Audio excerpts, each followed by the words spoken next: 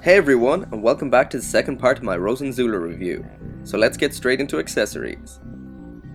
First up is the Mega Beam Shield, which looks really good, with nice colour separation. The back of the shield is quite plain, but you're never really going to be looking at that. These three grey parts here are the beam cannons, and the central part I think is the eye field generator, but don't quote me on that one. Next up are the Psycho Jammers, which as you can see maintain the rose or flower theme of the Rozen Zulu. This one here is one of the open variants, which is the deployed version, and there are 6 of these here.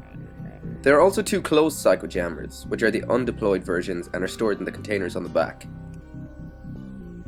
These are the cables that attach the incom claws to the arms. There's a clear part on each end of the wire, and this is for connecting it to the arm and to the claw. The kit only comes with one set of 3 wires, and to be honest I thought I'd lost a set when I was building it. But you basically have the option to have one long set, or you can cut them in half for 2 short sets. The kit also comes with these parts here, 12 in total, 6 open and 6 closed, which you string the wires for the incoms through. I have no idea what the relevance of the open and closed ones are, but I'll take a shot in the dark and assume that they're part of the quasi-psychomu system or whatever it's called, and reflect the state of the claws. If the claw is open, you use the open ones. If the claw is closed, you use the closed ones. But that's just a guess. Taking a closer look at the claws, on the front are the mega particle cannons, and on the back is the connection for connecting to the wires or to the arms. Also included are a set of 4 bases, with 2 long and 4 short stands, for using with the claws and the Psycho Jammers. The claws attach here when in their standard position, and are connected to the suit using the wire to display them in their deployed form, by connecting this clear part to the arm and this clear part to the claw. And the clear part can finally be connected here to the base. These parts can come loose quite easily, so be sure to take care when removing them to stop the wires falling out. There are also these small clear connectors, which attach to this part on the wire here to support it midway along its length.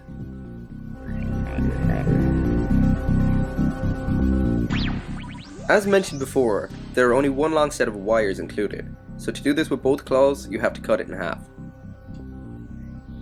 The shield simply attaches using this nub here to the back of the arm, like this. Finally onto the Psycho Jammers. The 2 with the closed petals connect into the backpack, and the open petal variants can be attached to the bases, like this. The Rozen Zulu definitely has a unique array of accessories. Personally, I really don't care for the Psycho Jammers, so they'll probably be stored away indefinitely. But the shield looks great, and the incom claws look awesome, especially when displayed in their deployed form using the wire. All in all, I would give the Rozen Zulu a 7 out of 10 for accessories.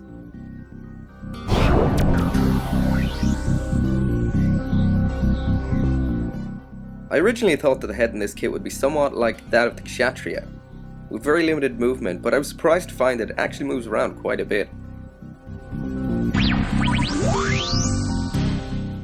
The waist has a decent amount of movement, although the joint is a little weak. Back and forward is really good, and the side to side movement is also good too. The arms can move up to about 90 degrees before the shoulder armor gets in the way, but you can get it up further by rotating it. At the elbow, the joint can be bent to about 90 degrees, and can also be rotated. The claws can also open and shut. This movement is limited by the cuff armor, and they can open wider when removed. Moving on to the legs and things get a whole lot messier. Limited at the waist in every direction, either by the side skirt armor or just by the limitations of the joints themselves, which is a major letdown, as the leg itself is actually fine. The articulation at the knee is great, and this awesome knee armor moves with the joint section. The spike on the back has a bit of a wiggle to it, and the ankle has more movement to it than you would actually expect. The foot itself also moves here at the center. The awesome looking Psycho Jammer containers on the backpack have a great range of motion, moving up and down, in and out, and they even open up. The Sinanju style fuel tanks here also move around as well. Now onto the test poses to see what this kit is like in action. This is as low as I can go in the lunge position, limited mainly by the side skirt armor and the foot being blocked by the ankle armor at the front. By moving the side skirt armor, you can get the Rozen Zulu into a squat position, with its upper legs parallel to the ground, although it is quite ridiculous looking. To get it in this position, I had to twist the waist unit nearly completely to the side. It's not so bad, but you can see the foot to the back couldn't be placed flat on the ground. This pose is to test the waist movement, and it doesn't have enough articulation in the waist to pull this off dynamically. It should be tilted more like this, but the waist is a bit loose so it doesn't hold this pose so well. As the Rozen Zulu doesn't have a beam rifle of its own, it's borrowing strikes for this pose. As you can see, the upper body does fine, but the legs just can't spread enough to pull this off right. And the whole thing just isn't dynamic enough.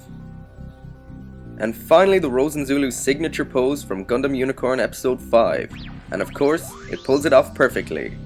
And this pose will now be going into the repertoire for all future reviews. The Rozen Zulu is a very unique design, and because of this it has a lot of details and parts that limit its movement. It's definitely a case of form over function, and gets a pretty poor 6 out of 10 for posability.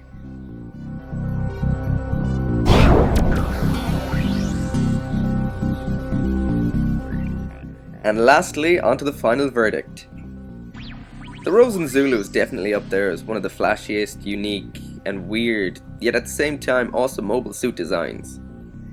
But sadly this kit does not do it justice, and I somehow do not see a master grade of this appearing in the future. It's not a bad kit, it's actually a really good high grade, but I think such an awesome suit deserves a whole lot better. The color is obviously the biggest letdown here.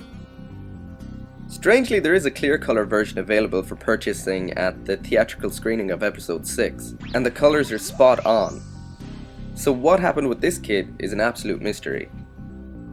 It's a really good high grade, but it's marred by bad color, crappy foil stickers, and how its general design limits its articulation. On the other hand, it's an awesome looking mobile suit and has some unique weapons. The Rozen Zulu gets a final score of 6.6 out of 10. And I'm looking forward to seeing more of it in episode 6 of Gundam Unicorn. So that's it for my Rozen Zulu review. Thanks for watching, and don't forget to like and subscribe.